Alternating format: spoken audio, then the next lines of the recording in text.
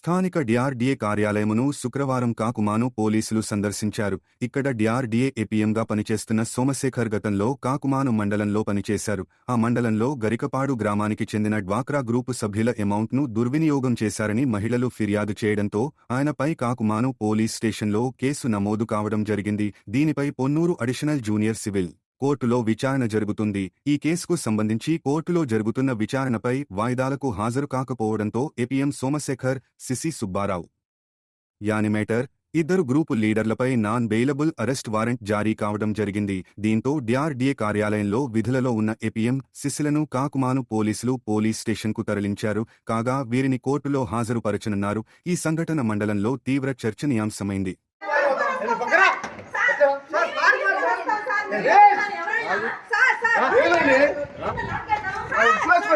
సురేష్ పని అండి